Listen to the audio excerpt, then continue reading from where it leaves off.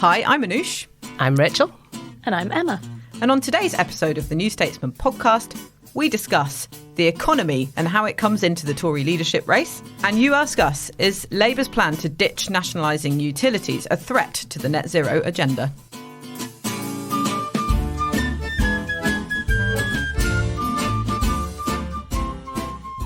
So last time we spoke about the Tory leadership election, it was with Andrew Marr a couple of episodes ago, and he was saying that each candidate represents a very different vision for the future of the economy. But now it looks like Rishi Sunak is scrabbling to change that. He is trying to burnish his tax-cutting credentials, saying he'd cut VAT on energy bills. That's something he actually refused to do as Chancellor. And his latest announcement that we've just been reading about this morning is to stick to cutting income tax by 1% from 2024, which he'd already pledged to do as Chancellor, but then go further by cutting it by 3p more. So this is basically from 20p to 16p by the end of the next Parliament, which could be as early as 2028 or as late as 2030. So we don't really know quite what the timeline is. But the politics are quite telling, aren't they, Rachel? The postal votes are going out Tory members today, I think. So he's running out of time if he wants to try and steal a march on Truss. Yeah, I think that's right. And it feels like every time Rishi Sunak comes out and says, here's another tax cut, it feels like he's going further on towards Liz Truss's platform, which is immediate tax cuts, and he can't outbid her on that. So every time he does it, he just seems to lose more credibility. He seems to, I don't know who's advising him, but I think he would have been much better at setting out his offer if he'd just stuck to the steady as she goes. Liz Truss's plan is crazy and fairy tale economics, as he calls it. Yeah, and so how is he justifying this, Emma? I mean, you're sort of our resident economics expert here. What is he actually pitching, and how is it a shift from his original theme? And how close is it to what the business desk at the New Statesman has been labelling Trussonomics? It's closer, certainly. And Trussonomics seems to have been adopted elsewhere, and I want to take credit for that. Actually, Will should take credit for that. So he, as you say, or as Rachel just said, he has been going for this kind of slow and steady wins the race. He's called Truss's plans for loads of tax cuts that are semi-funded fairy tale economics. He said, I will offer a tax cut, but first of all, I need to sort out inflation and I need to sort out the economy. And now he said he wants to offer a 20% tax cut by the end of the decade by cutting the basic rate of income tax to 16p by the end of the next Parliament. In comparison to Liz Truss's tax cuts, it's kind of a drop in the ocean. So they reckon it'll cost about £6 billion a year, which seems like a lot, but then Truss's tax cuts will cost £34 billion. So it's a big difference, but it's still, you can definitely tell that he's panicking. And I suppose the distinction that they'd make, especially in terms of the VAT on energy bills cut, is that's a sort of one-off thing that is just to help people through and then they bring it back again, whereas Truss's tax cuts will be baked in, and so that's something that's harder to fund in the long term. I mean, it sounds quite disingenuous, doesn't it? Because usually if you're going to cut taxes, it's quite hard then to put them back up again. It's almost like that universal credit cut that he did introduce during the pandemic. He did actually manage to put that back on again, but at great political pain. So is there really a distinction there? Is that really a fair distinction for Sunak's team to make? Yeah, I don't know. I've got a real bee in my bonnet about one-off payments, because you can do a one-off payment. So there's a lot of, this is changing the subject, but there's a lot of companies offering one-off payments to their staff, a one-off cut to VAT on energy bills. It ignores the fact that inflation is baked in. We were talking a couple of years ago, or maybe a year ago, about transient inflation, the fact that it was here today, gone tomorrow. It was just because of the pandemic. It's completely apparent now that's not the case. So offering a one-off cut like that, it's not going to help anyone. It might help people now, it's not helping them tomorrow, and it's not helping them next year. And the contention is that his vision would lead to recession. This is from each of the campaign's critics, whereas Truss is to spiralling inflation and then interest rates going up. Neither of those prospects sounds particularly attractive, but is there one that's worse than the other? And also, are those criticisms fair, Emma? Okay, so there's a bit of crystal ball gazing here, right? But if we look at what government debt is at the moment, it's about 96.1% of GDP. So that's up from about 85% in 2019. And the reason that is because of things that Rishi Sunak did, borrowing for the furlough scheme, like an awful lot of borrowing. At the moment, the Office for Budget Responsibility is projecting that if we stick with our current level of spending, that will take our debt to GDP ratio up to 320% of GDP in 50 years' time. So borrowing more at the moment, after we've borrowed an awful lot, is not a great idea. Sometimes you have to bring economies into recessions. All a recession is a contraction in growth. It's uncomfortable for all of us, but you've got a lot of economists view it as you've got to give a kind of short shock. Mm-hmm. And I don't know, maybe I'm unusual, but I think a bit of prudence, probably after a huge amount of spending that was necessary during the pandemic, is needed right now. I'm sure a lot of people will disagree with me. So I'm glad that you said that, actually, not necessarily because I agree with you, but because it takes me into my next question for Rachel, because you were writing a Morning Call this morning, our morning newsletter, which all of our listeners should subscribe to, that both candidates are now prepared to deride this, what they describe as the failed Treasury orthodoxy. And I think what Emma was just saying there about sort of prudence and trying not to get the country further into debt is part of that mindset, isn't it? We should try and balance the books. We should try and live within our means, in inverted commas. Yes, and I think it's an acknowledgement from them both that they have no real plan for growth at the moment, and we haven't had growth for years and years. I think what's also interesting about what Emma was saying there is about the current level of public spending, and I think what Sunak perhaps would have been better sticking to is pointing out again and again that his national insurance rise is actually aimed at supporting the NHS at this time. Yeah. And I'm surprised that Liz Truss has faced so few questions on just how she's going to fund the NHS given the state that it's in. And we're probably going to need more spending on the NHS, not less, going forward, given like the huge backlogs that there are. And I'm surprised she's not been under more pressure over that, really. So am I, because she has said, and I think this was in the Times actually, that her or someone from her campaign said that she will not return to austerity. She doesn't want to return to that austerity agenda, which kind of means no. It feels like pure cakeism. Yeah. So, I really wish that people would ask her, not because I want to know what she would cut, really, but because that sounds like a terrifying future. If you're going to tax to this extent, how are you going to fund it? I'd rather she had to be forced into saying, I would just borrow it all. And then explain what her plan is. I know Emma was suggesting that there should be a bit more prudence built into this plan. Or what are you going to cut to pay for that? Because at the moment, I've noticed a lack of... I don't know whether it's fair to say that there's been a bit of a lack of accountability. Perhaps it's on the part of our noble trade. Potentially, yeah. But I think there's been acceptance from some journalists that they're not talking to the wider electorate at this time. They're talking to a very specific group of Conservative Party members. I'm also surprised, although not surprised at all, that there's just no discussion of Brexit at all. And I think this is one of the things that Keir Starmer's done a bit better, and he's put forward this 5-point plan to make Brexit work, to talk about how you bring down trading barriers, but there's just no discussion at all of that in the leadership contest. It's almost like an area they can't touch at all. It's like this white elephant in the room, even though it's hitting the economy twice as hard as COVID did. I can't understand why that's not up for discussion, considering the huge impact it's having on the economy. Yes, yeah, because it's not irrelevant. These conversations about growth and the economic recovery after COVID as well. I think Northern Ireland is the only part of the United Kingdom that is doing better post-COVID than the rest of the country. Massively, yeah. I think my mate Liz, has had a couple of goes at mentioning Brexit. So she's got her free ports plan, full fat free ports, which would ease trade. But I don't think that particularly seriously, are they? Well, the last budget set out that free ports are having no net benefit to the overall economy at all, and they're not predicted to. So it's like there's just a lack of realism in the whole thing. Yeah. The thing is, could it be that they both think that the people who are now voting, as Anoosh pointed out, they're tired of talking about Brexit and how they're making it work? Yeah. Well, yeah, there is that. Yeah. Yes, I suppose what's interesting is that Brexit used to be a theme that Keir Starmer and the Labour Party were petrified of talking about because of the missteps that they made in the last election, which was a significant contribution to their defeat. But now it seems like Rishi Sunak and Liz Truss, in the election with probably the most Eurosceptic selectorate that you could possibly cobble together, they don't really want to talk about it, and that's probably because it's not going quite to plan, and they probably don't want to be the ones to point that out, even though Sunak is trying to cast himself as the one who's delivering hard truths and saying we've got to make trade-offs and trying to sound like the adult in the room, but he's not touching it either.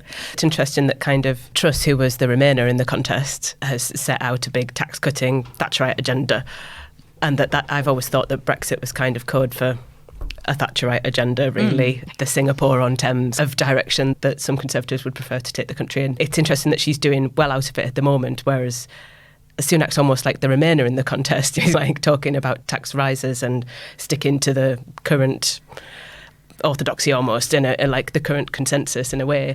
And I think that... Even though he actually voted leave and campaigned... And it was interesting even though he was actually actually the Brexiteer in the contest. I think it's interesting that you've mentioned that if Truss is forced into tax rises at a later date, how that would work out for her. I just wonder if all the Brexiteers and all the people on the right who've got behind her currently would then just potentially burn through another leader, because it's such a huge risk for her, this economic plan, because if she does have to change course, the people who've delivered the leadership for her, because I think everyone would kind of agree she's very likely to win at this point, the people who will have delivered that victory for her could just as easily turn on her if her plan doesn't work. It's such a huge risk. And it would be easier for them to feel betrayed because she was never a true, or originally she wasn't one of their true champions. Yeah. And they lent their support to her in a weird way, because it was sort of Kemi Badenoch and Suella Braverman who were the sort of the ones who perhaps were more appealing to the ERG originally in the contest. And then what's interesting is that Sunak and Truss, in both of their own ways, are trying to suggest that they're a departure from Treasury orthodoxy. But at the same time, you have Starmer talking about a magic money tree, which is kind of Cameron Osborne speak. Yeah. Why is he doing that? You've written about this before, Rachel. Yeah, I think it's more about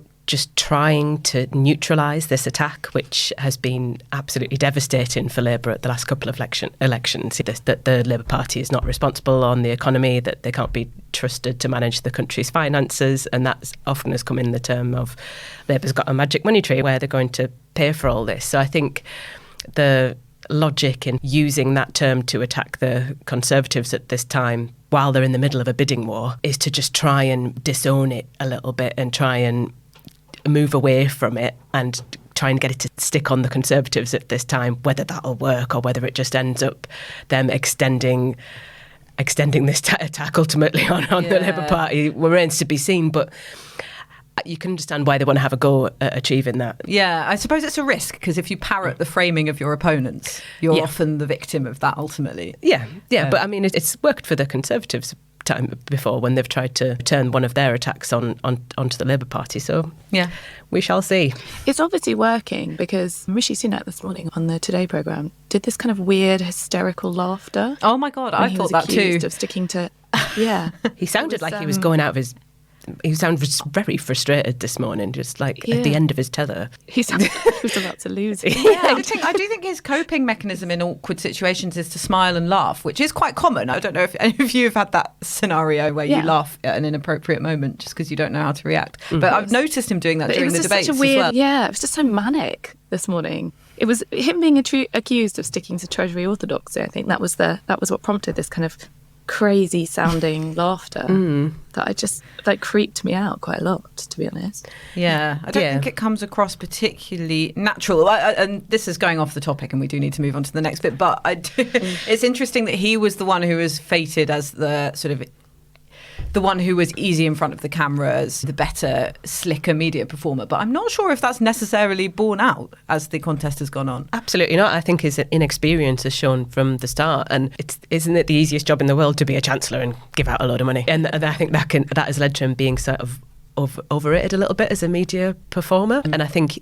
Liz Truss is just long-term experience at just calmly landing your attacks. I just don't think he knows how to deal with that. Yeah, I think he does look like that kind of reputation. It does look like that reputation he has as this being this like outstanding performer when the camera arrives is just, it seems to have gone now, I think. Yeah. And particularly during that second debate, well. when he intervened constantly. It made him look like he just was not out of his depth, but like just made him look like he lacked that political experience to land his argument, which becomes the second nature to someone who's been doing it as long as Liz Truss has. Yeah, no, absolutely. And just lastly, Emma, before we move on to our next section, what should they both be focusing on? Martin Lewis has called for them and Boris Johnson to meet all together and come up with an action plan between them for that 77% energy price cap rise in October. That's coming round the bend. It's the only thing that's going to be relevant to people's lives by that month. And so he's saying it's just flaccid government, which is a lovely image if they don't actually come up with an intervention for this. But I don't think either of them are being particularly convincing, because it's not just the fact that national insurance has gone up that mean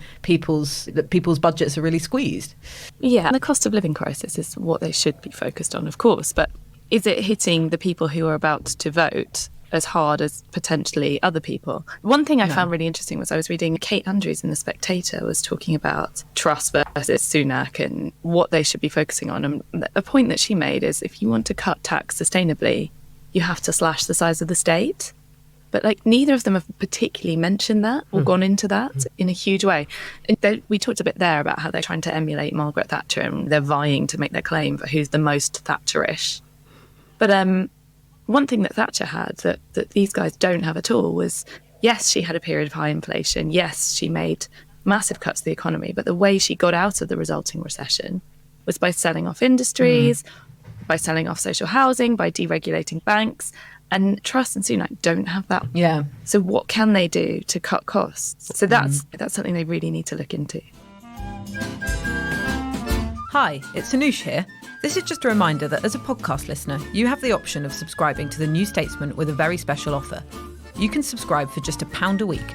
That's 12 weeks for £12 if you go to newstatesman.com/podcast offer. We'll be right back.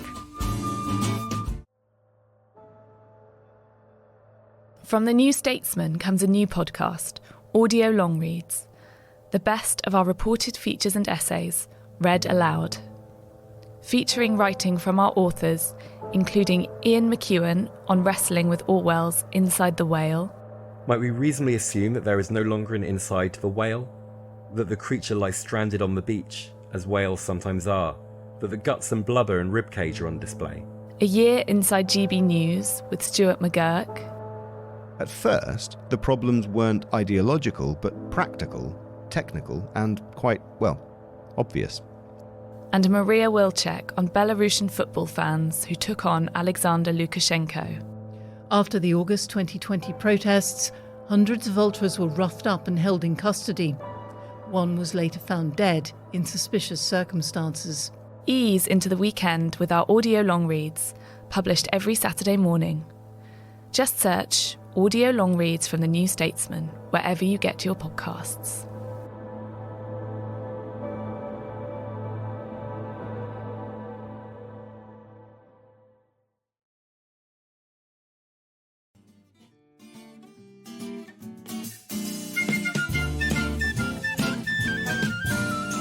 And now it's time for a section we like to call You Ask Us. So this question is from Jensen Lamb. Sorry if I've pronounced your name wrong. Thanks for writing in. Does Rachel Reeves' statement that she does not believe in privatising utilities because it breaches her fiscal rules impact Labour's ability to address the drive to net zero and dealing with climate change? So this is a really interesting question because it does actually come off the back of Emma's last point about selling off the utilities. I suppose our questioner is referring to that sort of slight confusion recently where Rachel Reeves, the Shadow Chancellor, recently suggested Labour had ditched plans to take rail, water and energy back into public ownership. She was saying that it doesn't stack up against our fiscal rules. I think they had to row back a bit on the rail side of that, didn't they, by saying they'd be pragmatic about it. What do they actually? What is Labour's actual line before we tackle this question, Rachel? I think they're willing to stick with rail in some areas where it's already in public hands, this kind of thing. But I think they're concerned that bailing out shareholders to regain control of things like utilities is a much more difficult proposition, shall we say. Right, okay. Spoken like a true shadow minister. Yeah, I think it's a good question because actually that one of their main pledges, people accuse them of not having policies. I think they actually have I think they've racked up about 400 policies now, if some certain calculations behind the scenes are to be believed. It's just that we only ever hear about them once and then don't restate them ever again. They disappear. So they have but no one currency. of them that they do always trot out, and something that actually Rachel Reeves did mention to me when I interviewed her fairly recently, was that £28 billion a year climate investment pledge. So that's capital spending. So that's something that they are happy to borrow to invest. But from conversations that I've had with people in that policy area, they don't actually know quite how they're going to spend their money or what on yet. And we're getting quite close to conference season now, where they're supposed to be unveiling their big policy agenda. So I think that's quite telling. And our question is about whether or not Rachel Reeves' disciplinarian sort of attitude to their economic proposals will affect that sort of transition to net zero and climate change policy. So is it worrying that she is taking this stance in terms of that vision that they're supposed to have for the Green New Deal? I think they probably want to link it to their answer to levelling up as well. So they want to make sure that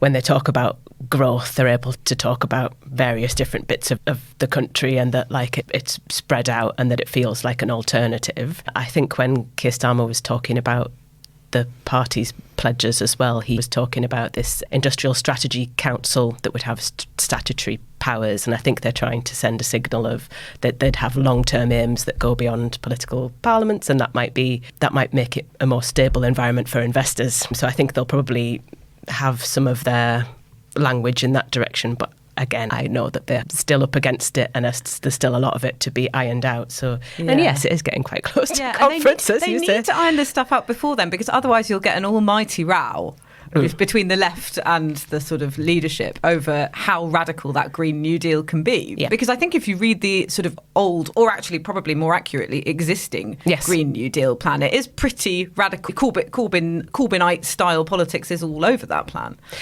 Yes, and I would expect that to cause a row at party conference season based on, because Keir Starmer said he's wiping the policy slate clean, which you would assume that would include all of the Green New Deal agenda.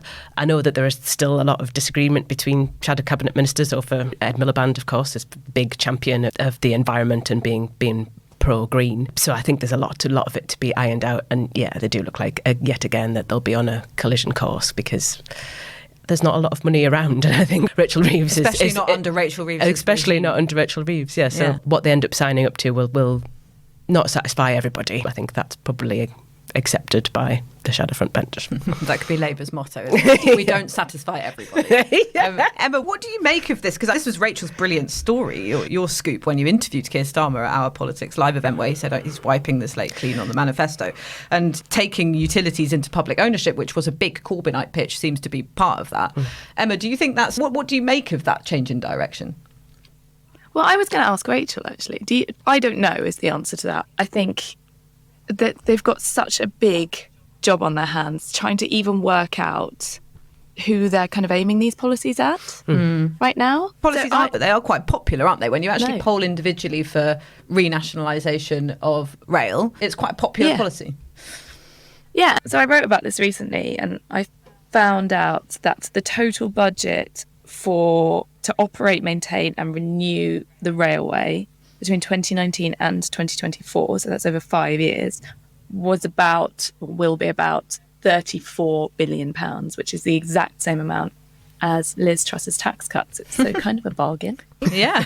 My question is, is it okay for them to be seen to be moving away from these net zero policies at the moment in the middle of a cost of living crisis, or would that be a massive mistake? Who are they aiming these policies at? I think some of it's aimed at businesses and making sure that when it comes to the election, they don't have, say, a business leader talking about how Labour can't be trusted on the economy. I think that's one of their biggest fears, is that they, like they had at the last election, just numerous people within industry feeling terrified of a Labour government, because that would be devastating for their election chances. But then there's the cost of living crisis, and just how you deal with that to a way that's going to make people think this party provides some measure of hope about my future livelihood. And then you have the way Keir Starmer phrased it in his last speech was, you can't have growth without net zero, and you can't have net zero without growth. So I think just how they link those two in the next year, in the next run up to the election, is going to be what everyone's watching, really, because they're going to have to find a way that's credible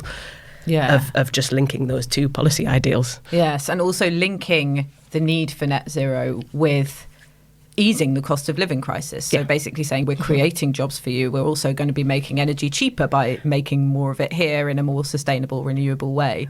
I think Ed Miliband's line, which apparently he was delivering at Glastonbury, I heard from someone, is uniting the people who care most about the end of the world with the people who are most preoccupied with the end of the week, which is quite a good little framing there. But I don't think they've quite successfully managed to do it. But that's because we don't know how much of their green agenda they're sticking to.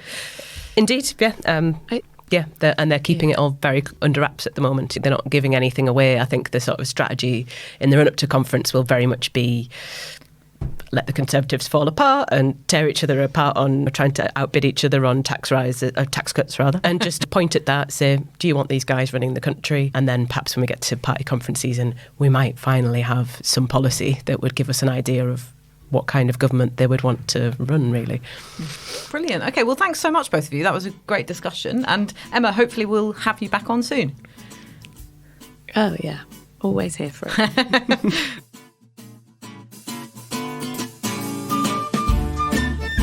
You've been listening to the New Statesman podcast with me, Anoosh Chakelian, and my colleagues Rachel Wearmouth and Emma Haslett.